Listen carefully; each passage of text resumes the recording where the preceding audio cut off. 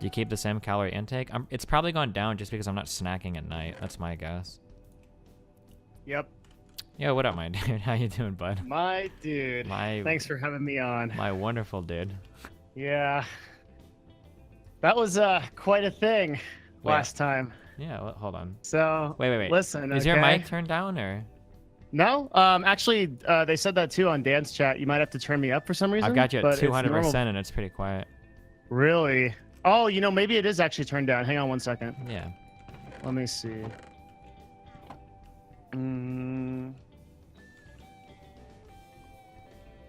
Okay, how about that? Oh yeah, that's a lot better. Hold on. All right. I'm gonna turn you down now.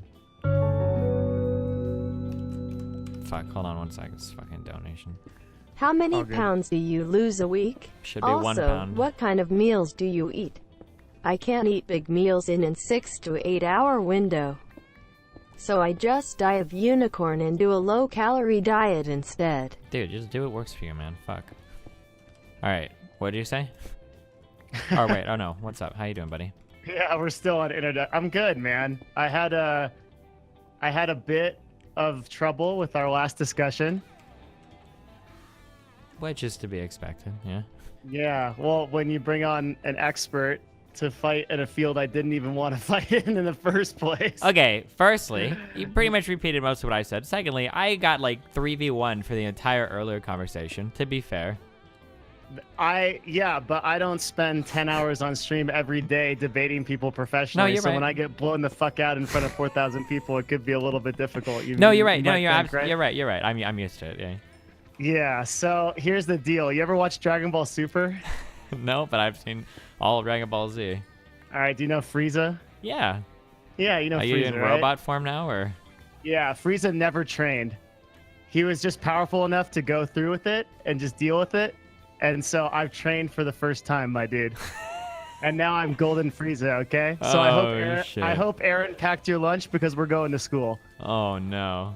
Yeah, this shit's going to be real today, my man. Okay. It's just a conversation. It doesn't have to be too crazy, all right? No, it's going to be a real conversation.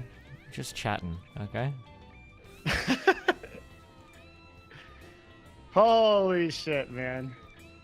I did probably like maybe like 6 or 8 hours of research on this.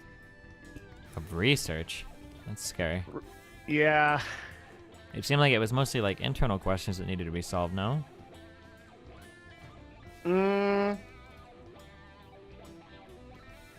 Okay.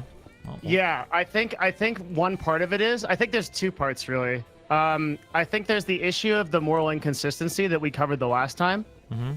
But I also have a bigger issue with you personally and your platform. Oh, yeah, no. Here we go. That I really had to think through. Oh, boy. Here we go. And I think, okay, so where do you want to start? Let's go. Let's get right to the meat. The bigger issue with me and my platform. Okay, cool. Let's do that first. All right. I need to confirm a couple of things first before, like, I'm really sure that I want to go down that route, right? Because I'm not actually sure you might believe these things or not. Okay. Okay, so, as far as your moral framework and the way that you look at the world, do you incorporate myth, belief, and emotion into those things at all? It depends on the argument, but not. I guess I'll answer no. Okay. Do you acknowledge their importance in driving any human behavior? Yeah, of course. In what way? I mean, people, whether or not you make decisions using emotions, you have to live with and interact with people that make decisions using emotions, so. Yeah, but in a framework outside of deductive reasoning, do you believe that myth, belief, and emotion can serve and drive human behavior positively?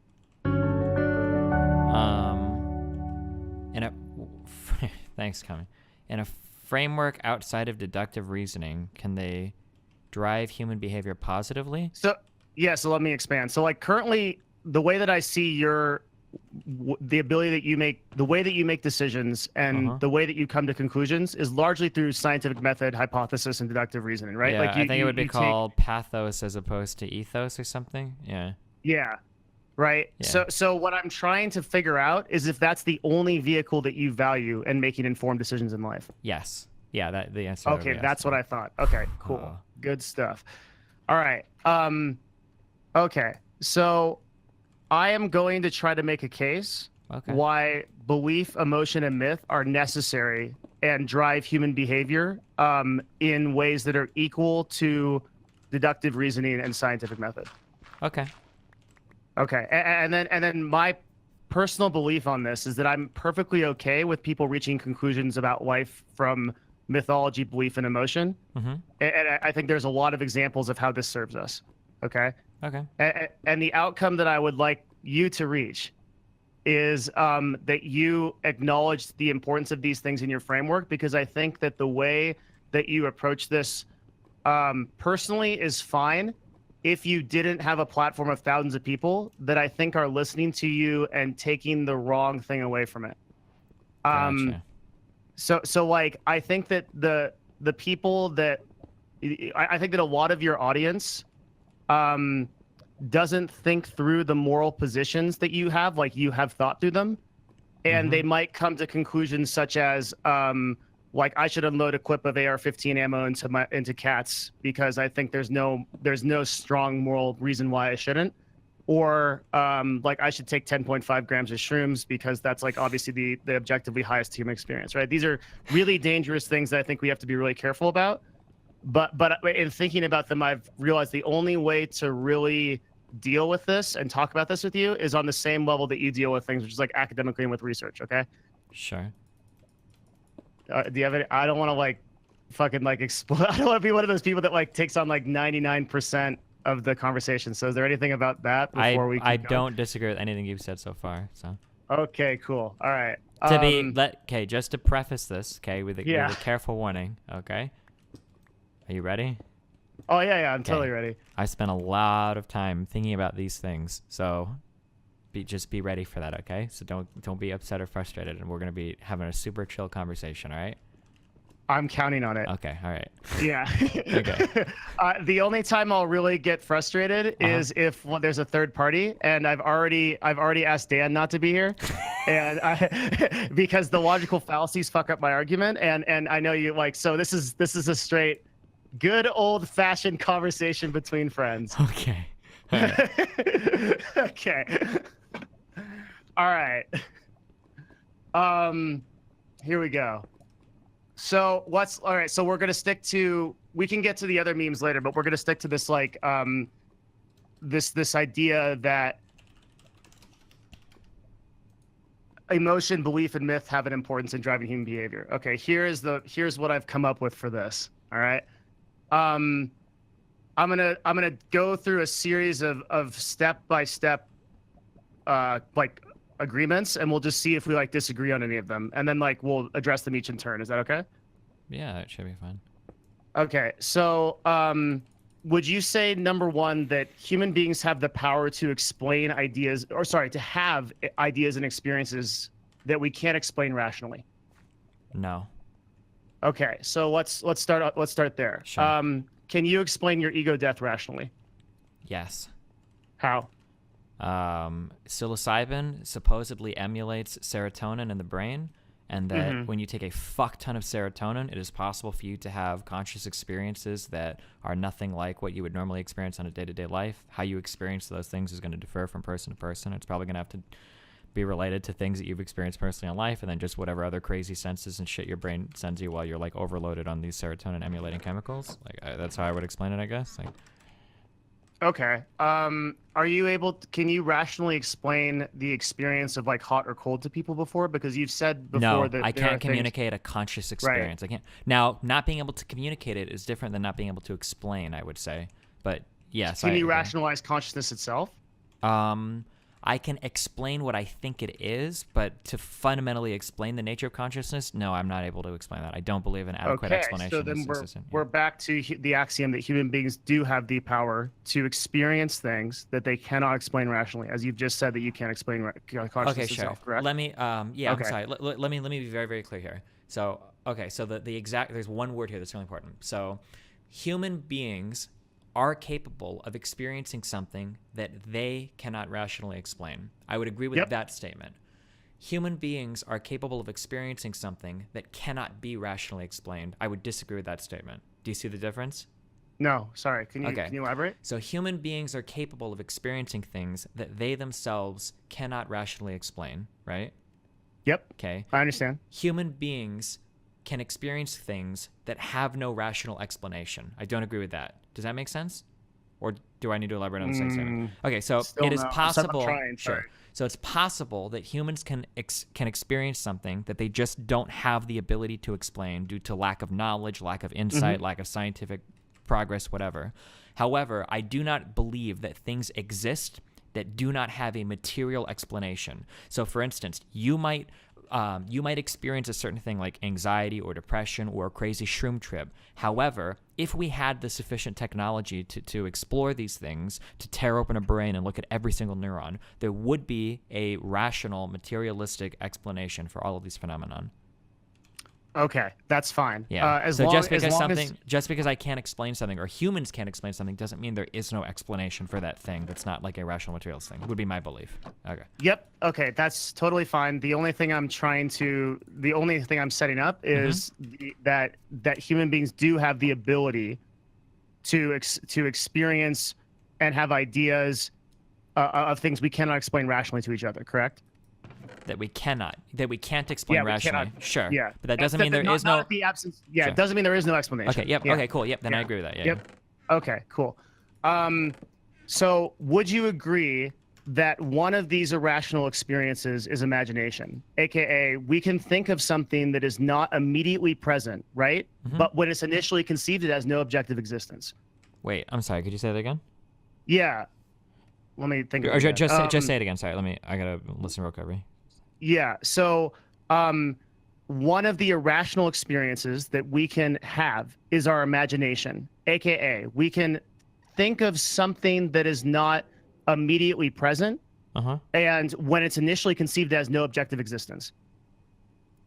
That's what imagination is, right? There's no objective existence in something. If you imagine something, like if I imagine the design for a new house, right? Okay. At the current moment in time in my imagination, it has no objective existence. It doesn't exist anywhere. Okay, so just because to make sure that I'm covering my base for where you're going, I would agree that the object that you're imagining doesn't exist, but that actual existence of that object in your mind could be traced back to some neuron firing somewhere in your brain. That's fine, but it doesn't have any objective existence in reality. Well, that neuron exists in reality, but the thing that you are imagining doesn't exist. So the house doesn't exist anywhere, but there is a specific neuron in your brain or a group of series of neurons that are connected that can explain that thought. Maybe, right? But yeah. Well, I wouldn't say maybe. I would say absolutely. You would say it would be. Yeah. I would say absolutely. Yeah. Okay. Okay. So would you then say that thing has an objective existence as soon as it's conceived? The only I'm trying to be careful here is when you say thing, that pronoun, we just have to make sure we're referring to the same thing. Yeah, thing's weird. Yeah. So when you say that thing exists, the thought exists as a neuron or a series of neurons in your brain. Yes, but that thing that you are envisioning in your imagination, that particular thing doesn't exist. Okay, so what part of it does exist? So right now, if I close my eyes and I imagine a giant purple boat, that giant purple boat that I'm imagining doesn't exist. However, if you probed my brain, you could find the exact neurons firing that were responsible for the thought of that giant purple boat existing. Yep.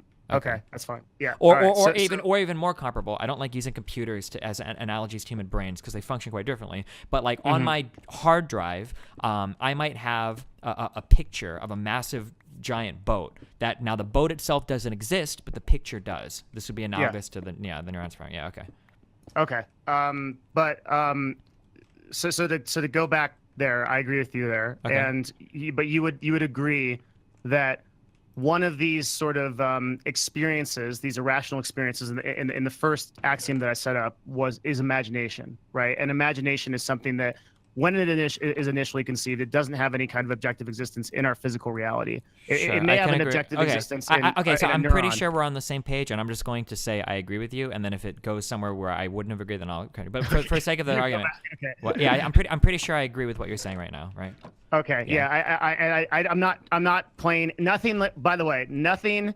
At the end of this isn't like a Jack in the Box that comes out and punches you, right? Like, Oh what yeah, I'm I trying know. to I'm do- just wanting to there's no make sure gotcha that here. I just want to Yeah. make sure that we are, if we're building arguments from their foundation, we have to agree exactly what we're talking Exactly. about. Otherwise, what's Yeah. going to happen is you're going to bring up things where you've like, well, here, Steven, I've exposed a contradiction, and then it's going to feel like I'm weaseling out of everything. I'm like, oh, well, no, I didn't mean that. Well, no, I didn't mean that, right? I don't want you to feel that way. That's why I'm trying to be rock solid. Yep. Yeah, okay. I'm exactly the same. We're good. Okay. Yeah. Okay. All right. Okay. So we're there. Here is a big one. So I'm gonna make. I think in this part I'm gonna make a statement. Okay.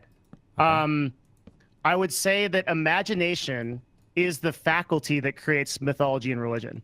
Would you agree with that? I'm a little uncomfortable with it, but sure. Well, it makes sense, right? Because like the What do you mean by imagination? Okay, so again, the ability to create thoughts, ideas, and things that are not immediately present, but have no objective existence, right? But can be conceived on a mental level. So the idea of religion and mythology, like you obviously don't believe that Christianity is real, right? You don't think Yahweh's a real dude that's hanging out in the sky somewhere, right? Sure. So assuredly these things must have been the product of our own minds or our imaginations, correct? Yeah. There's probably no problem with that.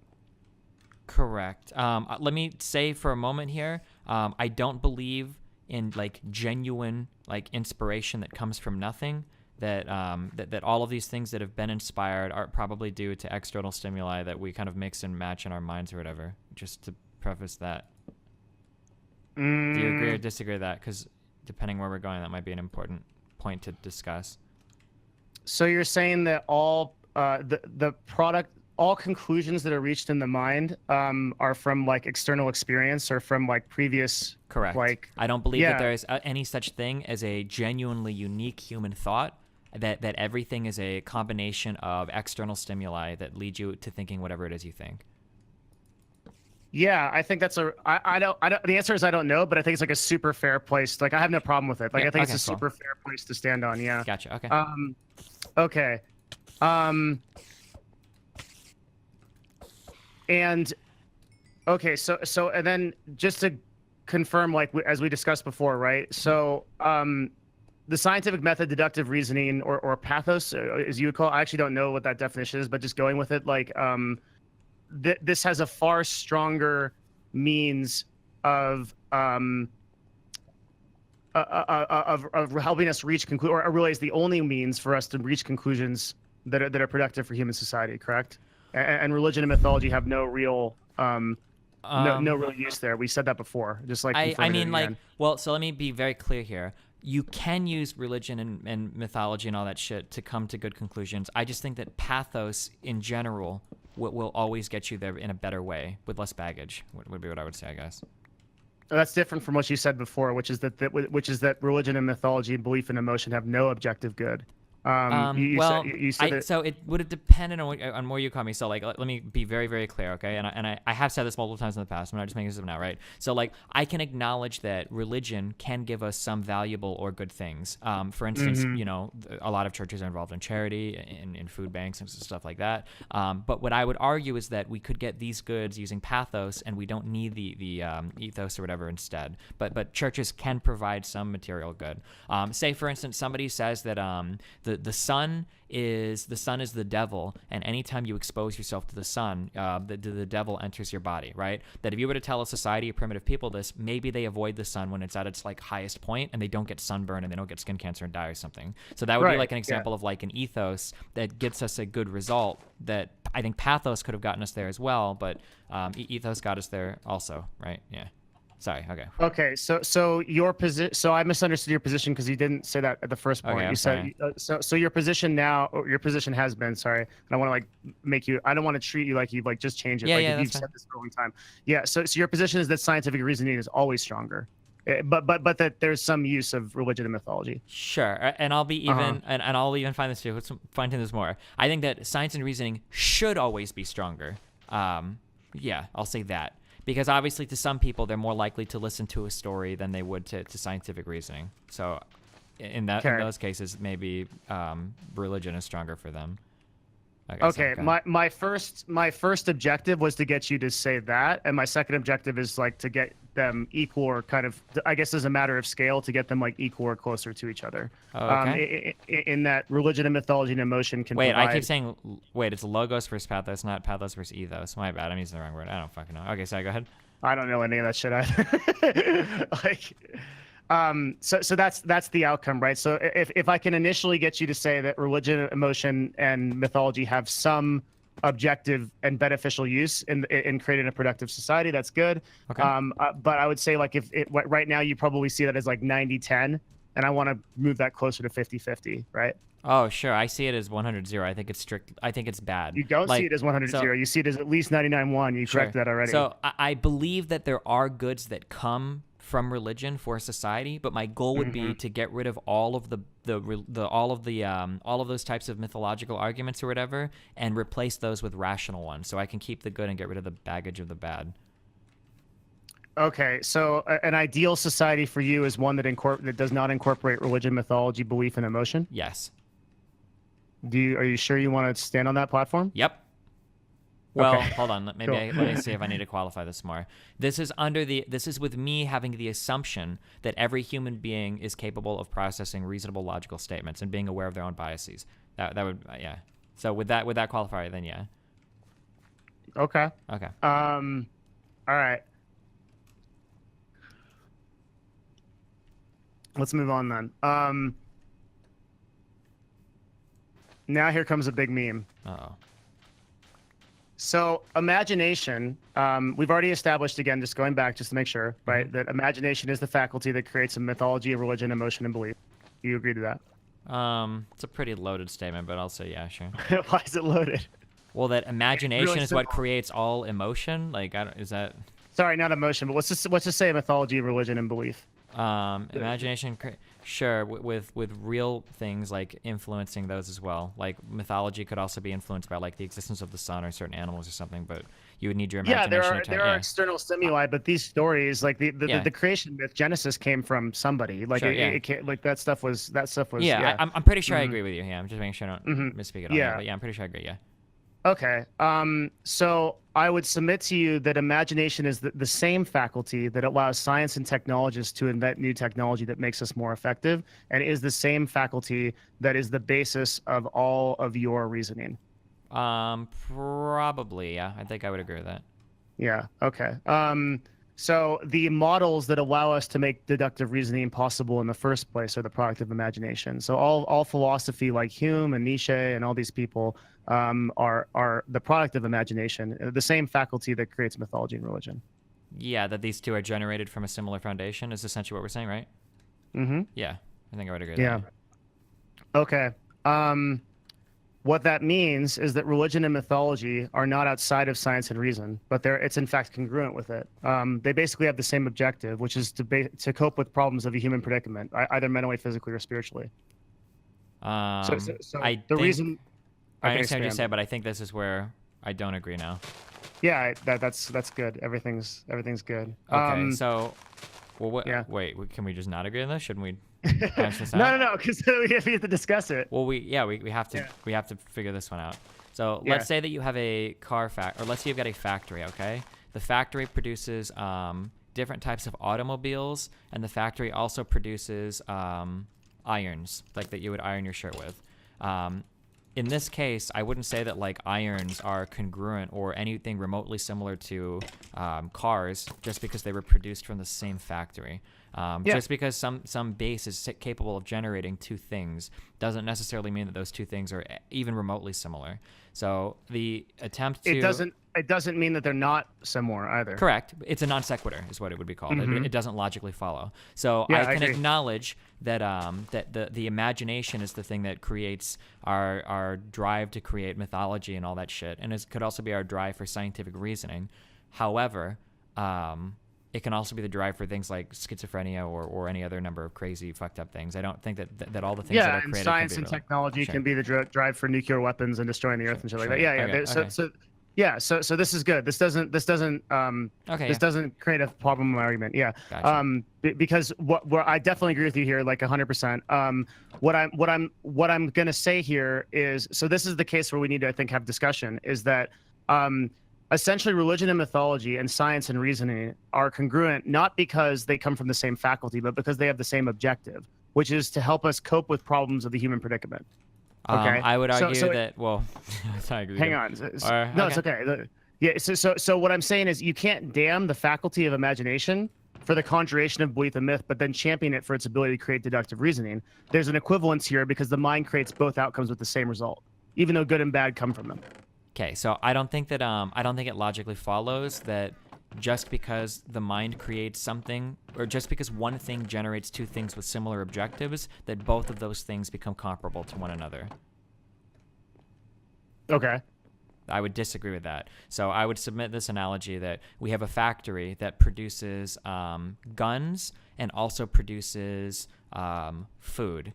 And let's say that the goal of both of these things that are being created is for a society that's trying to remove a certain type of animal from a crop field or whatever.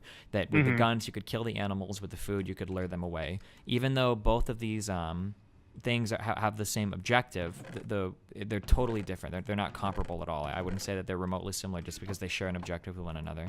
And also, I might even take issue with the idea that science and mythology share an objective, but I don't think we have to touch that. This would be my first objection.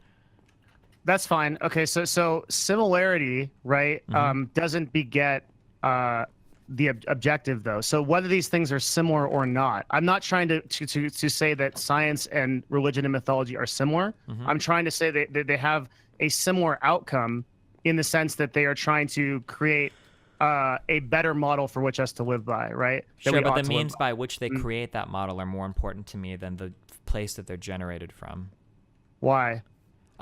Because the means by which they create the models gives us the predictive power of what will be most effective.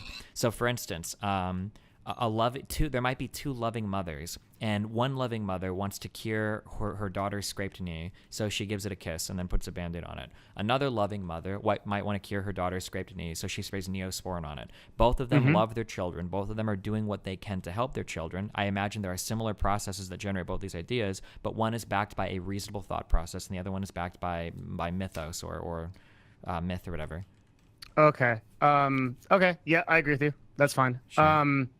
Okay. So what I would say, we don't need to agree on this to continue. It's probably fine that we disagree on this. Okay, that's fine. If we run into anything in the future, though, where it seems like we need to backtrack, then we can back up to this. Yeah. Okay. That's fine. Because I think I would agree with you when you say, so in the exact example you used where you say, like, okay, you take two mothers and one kisses the child's knee to try to make it better, and one rubs Neosporin on it, right? I would also favor the Neosporin, like, sure. Right? Like, I wouldn't try to like conjure for you that there might be some like spirit that helps out with like the healing process, right? Yeah. Okay.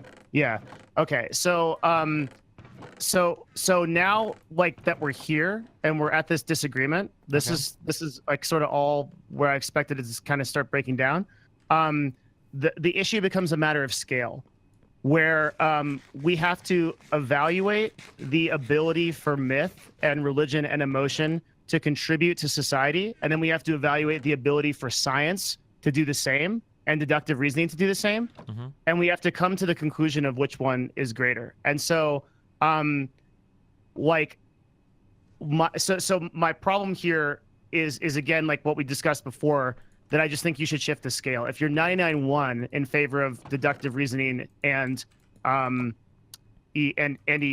emotion, or sorry, deductive reasoning and science, I'd like to shift that a little bit closer. Probably if I can even get you like 9 points over, it'd be good. So I have a couple ways to do that. Okay. Okay. So the first thing is like, any of the great novels like Damien or Siddhartha or Steppenwolf or Dante's Inferno, like, do these have any value to our society? Yes, absolutely. Okay, so these are fictions. They're creations of the imagination, and they're mythology. They're things that do not have any objective basis in deductive reasoning or society. Excuse me, objective. They don't have any objective basis in deductive reasoning or anything like that. There's no scientific or like scientific method or anything that was used to produce these things. These are products of the imagination. These are myth, the very definition of myth. Okay, I'll agree with this for now. Sure. Okay, so you've agreed that these things have great value to society. You've also agreed they're myth. So by equivalence, can't we say that myth has great value to society? Insofar as creating maybe entertainment. It's not entertainment. You said it had a. Is that all? Well, actually, let me clarify. Is that all the value that you said? Is that all the value you think those things have? Is entertainment value? I mean, I think they are entertaining. What more value would you imply they have? I would suggest to you, or I would submit to you, that they have massive implications for the structure of our very culture and the way that our nation has been formed. I could give you another example if you'd like. Yeah, we should come back to this one though, because I can think about it more. But yeah, okay, yeah. What's the next example? Are you familiar with like the myth of the dollar, like how the dollar is structured? Let me explain it. Like, so if you take a dollar, right? There's an eagle on it. Have you ever looked at a dollar? Yeah, I've seen one before, but there's an eagle on it or an ego on Yeah, it? there's an eagle on it. Okay, yeah. Eagle, like a bald eagle. Okay. The symbol of American. Yeah. So in one of the eagle's talons, he holds 13 arrows. Okay. And in one of the other talons, he holds a laurel leaf. The 13 arrows it's a myth. So in the that was built by our forefathers. So in one of them, the 13 arrows represents the 13 initial states, right? And the arrows are for war. The laurel leaf represents peace and diplomacy and discussion. And on the dollar, the eagle always looks towards the laurel leaf. This myth was created to explain that America, or to espouse that America should always preference itself towards diplomatic discussion. And while it has the means for war, it shouldn't try to utilize them first off, right? It should try to go towards peace and diplomatic discussion. And this myth became a foundation for how we run our government today. Now, given it's not, I mean, that seems like a bad example because. No, it's not. It isn't because these were the foundations and the preferences that were run by our founding fathers, and these were the things that helped America create the democracy that it has. So you may say that the argument that right now it's not going well, which I would completely fucking agree with you with, right? Okay. It is not relevant to the actual importance of the myth. Okay. Which has led because the only importance here is that this is an example of a creation myth that has led our society in a positive direction for 400 years. Sure. Okay, so that's just one example, but then for this example, I like the art one more because it's harder to answer. But for that example, I would argue that I would hope that we could come to similar conclusions without requiring that myth. Okay. The art one is harder to answer. You might hope that. Okay. But that's not the reality of the human situation, the human experience. Sure. But that's I've already acknowledged that like there are people that you can't communicate with using logic. They have to have like some type of story or some type of mythology in order to believe something. Sure. My goal though would always be to move humanity more towards the logic direction rather than continuing to keep them on the storytelling direction. Yeah, but if you acknowledge that these stories and these myths have great value, why? So what I'm trying to explain is like, in previous discussions, I feel like I was sort of like boxed into a place where I was like this spiritual crazy guy that was like, abandon all science, like fucking believe in gnomes and spirits and fairies. They will enchant you and take you to the right direction, right? But what I'm really advocating for is a coexistence of these things. My problem is that like if I create a logical system where I say like we shouldn't go to war because of these negative outcomes, and this is why we shouldn't, then people can adhere to that logical system, and that logical system can be expanded upon and revised and refined for future generations. And I consider that to be an overwhelmingly positive thing. Myth Okay. Yeah, oftentimes cannot be. You cannot change myths oftentimes. And what they end up doing is when they originally serve a positive purpose, what happens is because of all the baggage that comes along with believing in irrational things, it leads people to make bad decisions in the future because it's so hard to change how people view myths. That's my problem with using stories or myths or religion to motivate human behavior. So I would say the caveat is that is only in some instances, right? Like yes, the myth but my reverse caveat is that I believe that if you follow reason, it should happen in no instances. There are some instances where religion, like for instance, if religion tells you, like look at like the 10 Commandments, thou shalt not steal, thou shalt not kill. These things will probably never lead you wrong. Right? But if you have to believe in the 10 Commandments to get that, well, you also aren't allowed to work on the Sabbath, which is Saturday or Sunday, depending on what flavor of Christian you are. So now where are we? In order to buy into these things that should be rationally explainable, don't kill, don't steal, don't murder, don't steal, respect your parents or whatever, right? Now all of a sudden you have crazier beliefs that you've bought into as well, right? Well, there's only one God. I can't work on the Sabbath, like, which I would argue are negatives. That's why I prefer the rational over the myth or the story. Yep, and I totally agree with you. The problem is that belief and emotion drive people in practical everyday life. You've not denied this. Of course, yeah. So any system that is looking to benefit humanity cannot remove them, because if people strive to exist as you do, with a system of raw moral guidelines, right? Without the consideration of human emotion and belief, it breaks the system because it's impossible and untenable in our society. So you have to acknowledge these things. I don't know if it's impossible, but I mean, I can acknowledge these things. It has never been done in any society. There's no historical precedent for it. Yeah, probably. But we are more secular today than we ever have been. And my goal would be that even if we can't become what I would consider perfect, we can always strive to move in that direction and discourage moving in the other direction.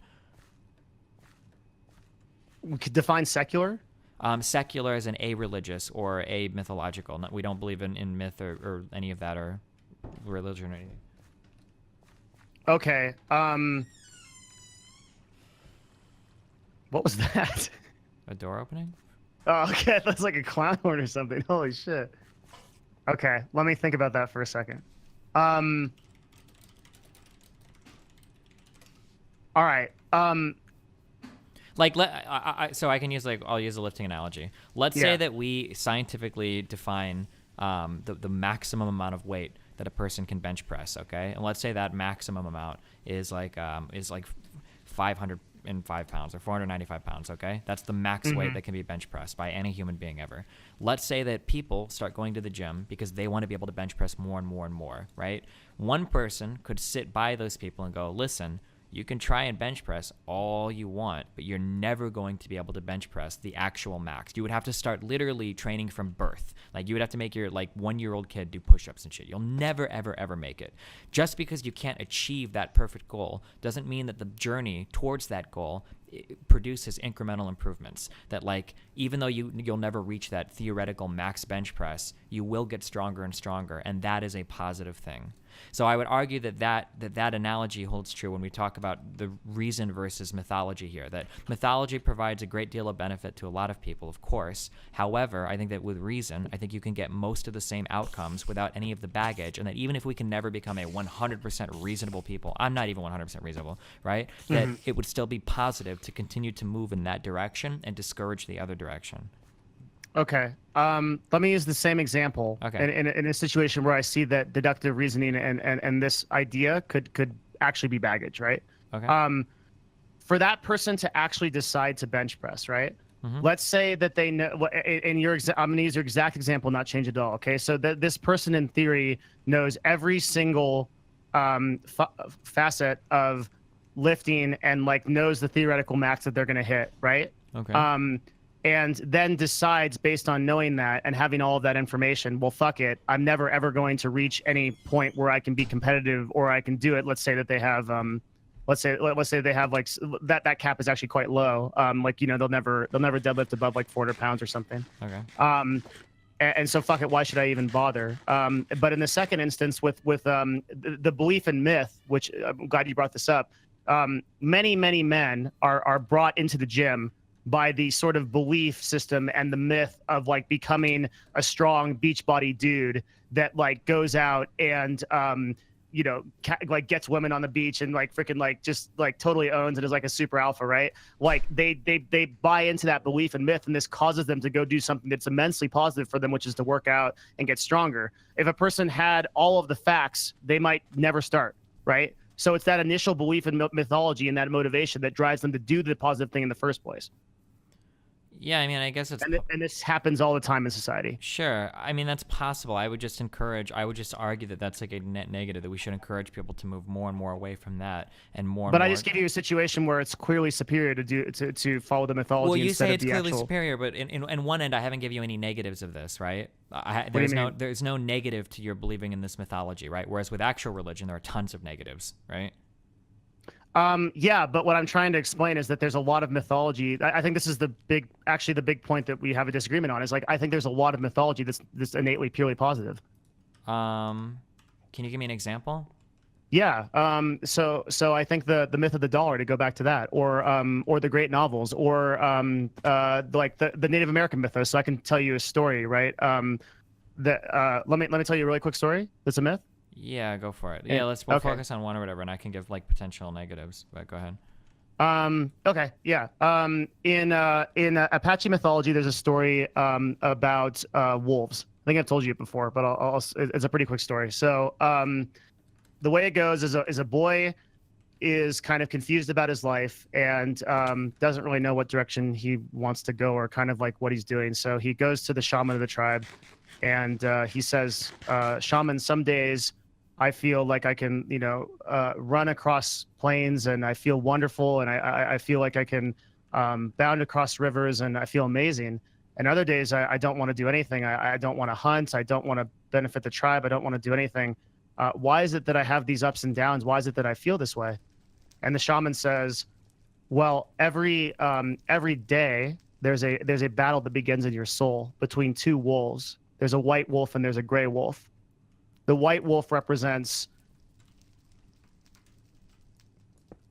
the white wolf represents productivity, positivity, compassion, and the gray wolf represents negativity, laziness, and fear, loneliness, the whole list, right?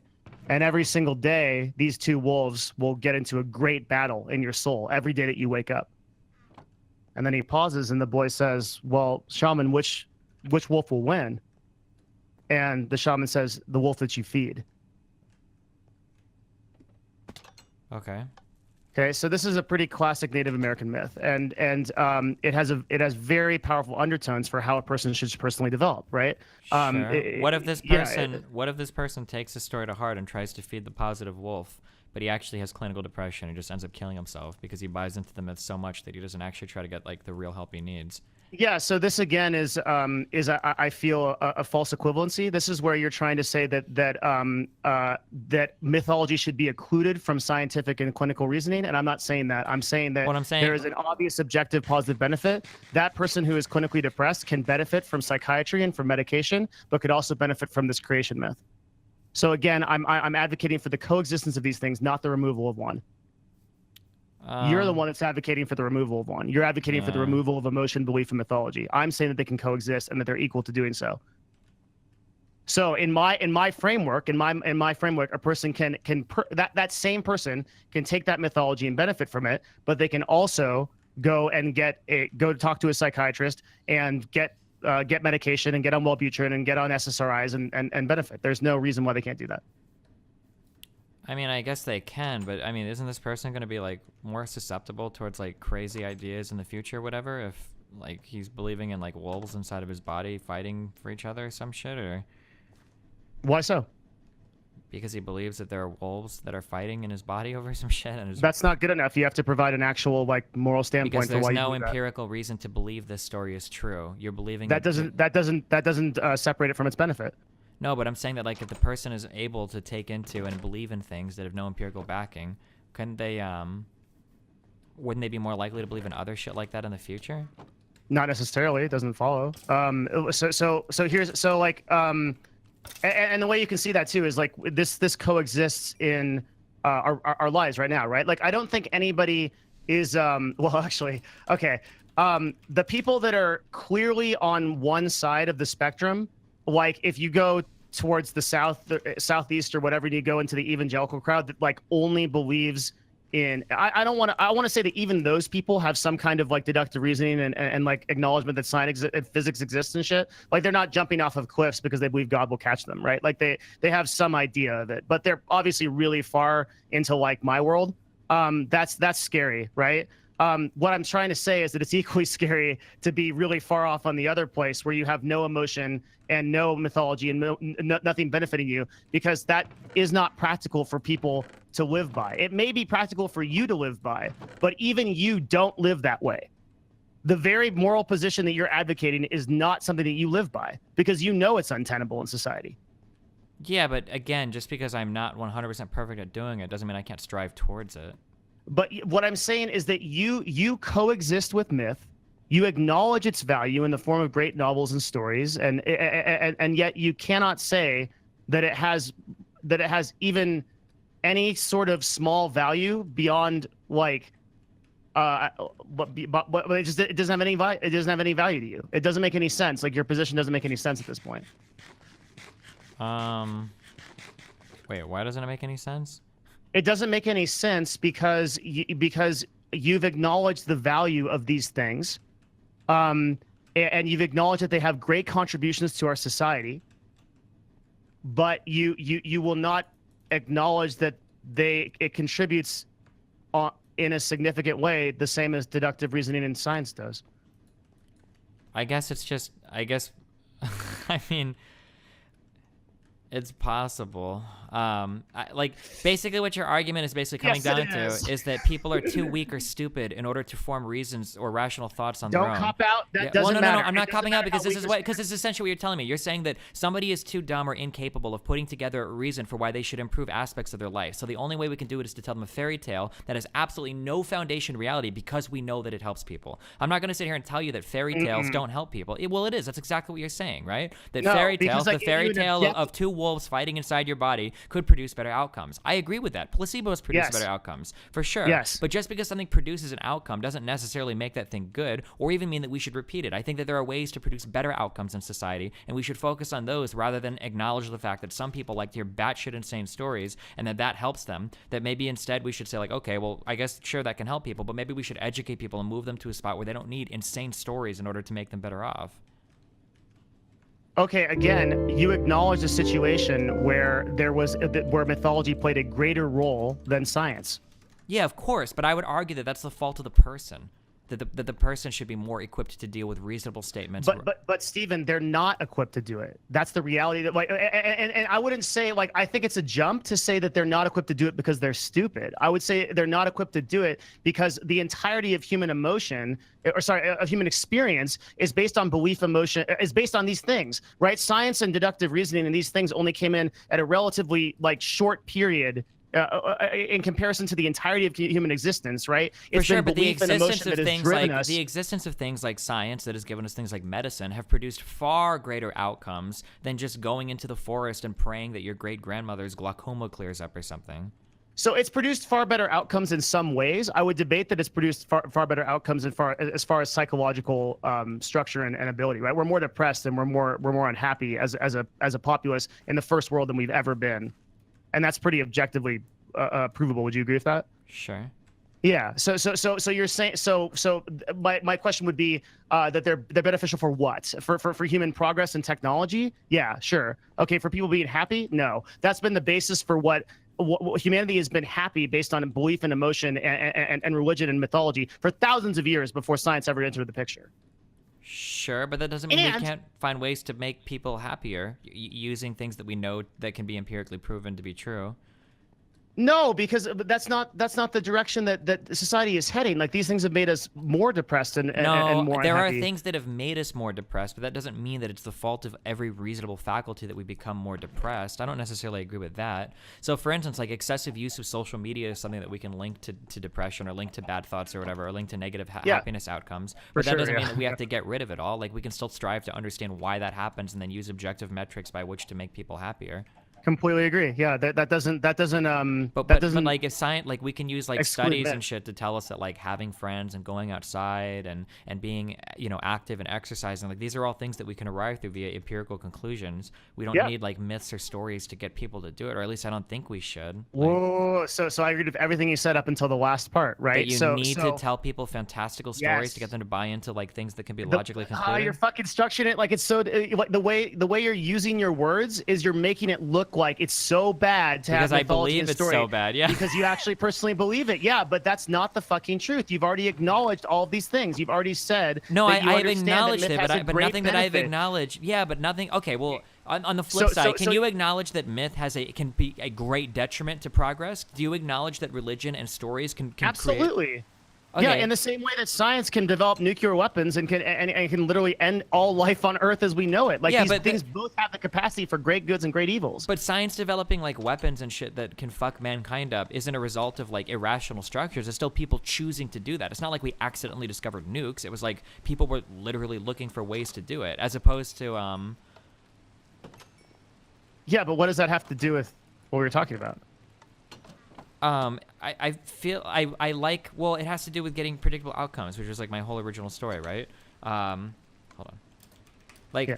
like if we ever develop, there's a saying, I'm gonna go back to my edgy atheist days. There's a saying, and it goes, for a great man will do, or a good man will do good things, and a bad man will do bad things. But for a good man to do bad things, that takes religion. Have you ever heard that saying before? I think I heard you say it. Yeah. Okay. Well, so Yeah. like the idea behind the saying is that people can follow religion or myth or story and unintentionally wind up in places where their thoughts are just really bad. For instance, religious people that hate contraception. These people are evil. Religious people Yeah. that hate gays and minorities or whatever, like because of buying into certain like mythos. Like I would argue that these outcomes are horrible. And for a lot of these people, the goodness that they get, donating to charities, loving their family, all of that shit, the goodness that they get from God becomes inseparable with the negatives, hating gays, hating contraception, hating women often. And I would argue that like, well, with reason, we can separate the good from the bad. We can take the good outcomes and we can only focus on those. But as soon as you get into a point where you have to start telling fantastical stories, it feels like you could always introduce really scary baggage that causes people to go to bad things, right? Yep. I have no disagreement or any problem with that. The issue is that you're throwing the baby out with the bathwater. You're saying that because mythology and religion can reach these conclusions, the entire system should be discounted. But that's disingenuous. You can't do that. But my problem is that it has the potential to. Whereas I believe that reason should always lead. If we believe that logic exists, that it exists independent of human thought, right? That if we can agree on this, that we should agree that reason should always be able to produce outcomes that we want without unintended, baggage that can't be analyzed in some materialistic way. Okay, so yeah, okay, so we're back. Like, how do I do this? Okay, I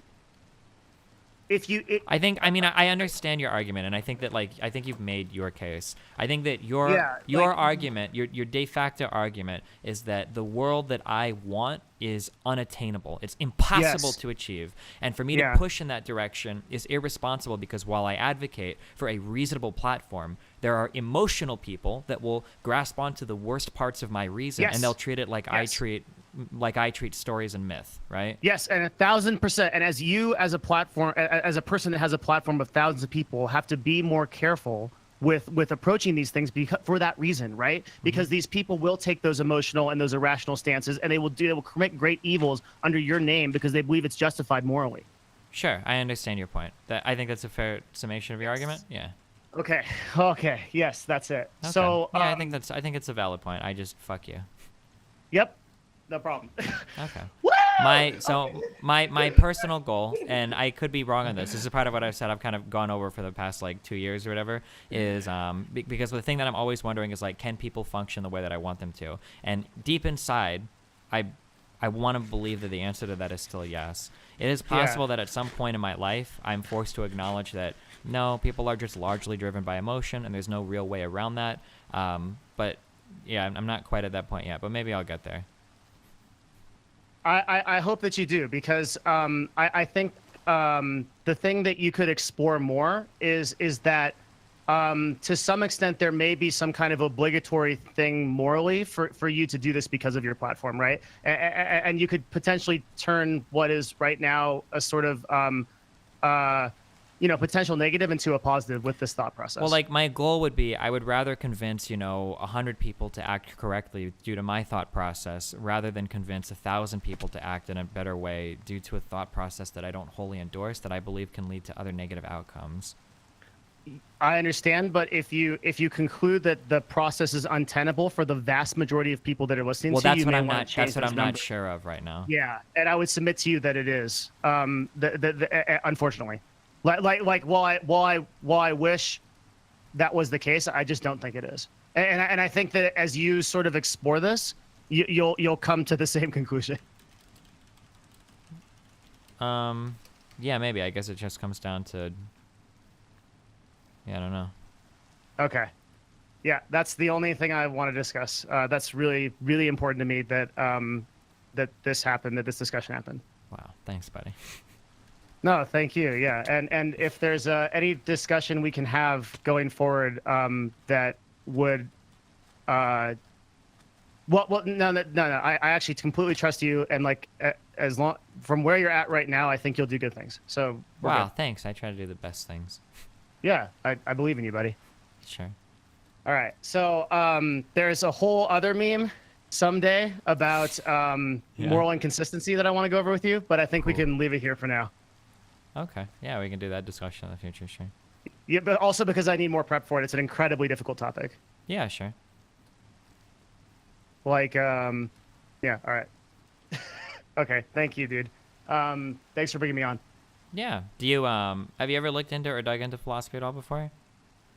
Yeah, but like not nearly to the extent that you have. Like what you're doing here in terms of like how you structure premises and then you have me agree to each one and then you lead me to conclusions is a really good way to do these types of arguments. I mean, yeah, you'd probably really enjoy looking into it. I've barely looked into it and I really enjoy it, but yeah. Well, what I did was like I thought about it for a long time and I was like, fuck, the only way that I can possibly make any kind of like headway here is because I looked at all the people that come on and discuss things with you. Yeah. And they just go into this like crazy vortex of like fucking emotion and irrationality and all this shit. So that's what I've been doing, right? Every time I've come on the cast. And I was like, I'm not going to make any progress if I do that. Like, I have to use a step-by-steps of you set up like a reasonable argument is what you're setting up, right? You're establishing premise after premise after premise, and then invariably they lead you to a conclusion. And if I've accepted every premise and we're both reasonable people, I should accept your conclusion, right? So yeah, this is a really good way to have a discussion. Yeah. Yeah, and I want to say also that you've taught me an enormous amount of things by doing this way to me. So like the very fact that Are you saying that my strict adherence to reason and my avoidance of myth has helped you in growing as a brain? Your strict adherence to reason has helped me grow as a human being. Your avoidance of myth is something. Yeah, yeah. It really has, man. Like you've been such a positive impact on my life. There's to no degree could I ever tell you how much. Oh well, thanks, dude. I appreciate that. Yeah, I mean it. All right, I'll let you get back to your show. Thanks, bud. And once I have enough memes on this other thing, I'll probably come in and get blown the fuck out again. No, I mean, this was good. I mean, you thought through everything. Yeah. Cool. Thank you so much, man. Yeah, no problem. Good one, dude. All right. Later.